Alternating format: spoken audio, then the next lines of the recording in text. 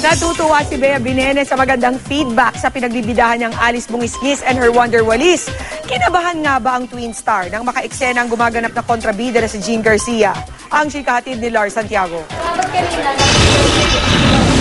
Hindi na raw dapat maging kampante ang fans ng love team ni Bea Binene at Jake Vargas ngayong umi-eksena na si Derek Monasterio sa early primetime show nilang Alice Bungisngis and her Wonder Walis. Sa istorya kasi, hindi lang si Jake ang mai-inlove kay Bea, kundi pati ang karakter ni Derek. Sa tingin naman ni Bea, mas exciting ang nangyayari sa pagkakaroon nila ng love triangle. Ang dami rin naman na po naming napagsamahang mga shows na kaming dalawa lang ni Jake. So siguro it's time to have a twist para mas may spice yung show. Kwento pa ni Bea, ibang-iba ang mga eksena nila ni Jake sa Alice Bungisngis dahil dito ay lagi silang nag-aaway. Malayong-malayo raw sa napapanood ng viewers sa Twin Hearts. Dito asot pusa kami, as in magkaaway kaming dalawa. Yun.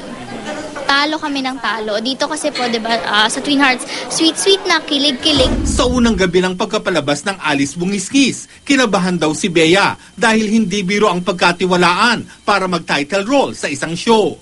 Parang musika naman sa kanyang pandinig ang mga natatanggap niyang magandang feedback. Isa pang ikinatutuwa ni Bea ay ang muli nilang pagsasama ng hinahangaan niyang artistang si Jean Garcia. Hindi naman daw siya kinakabahan kapag ka-eksena niya ito. Nagkasama na kasi silang dalawa noon sa telefantasyang Illumina. Sa halip na kaba, paghanga raw ang nararamdaman niya para kay Jean.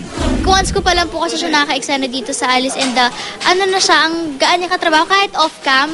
Kapag sa standby area, nasa tent kami, ang bait-bait ni Rita Jean.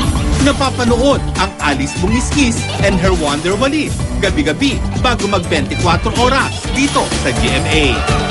Lars Santiago, updated sa showbiz happening.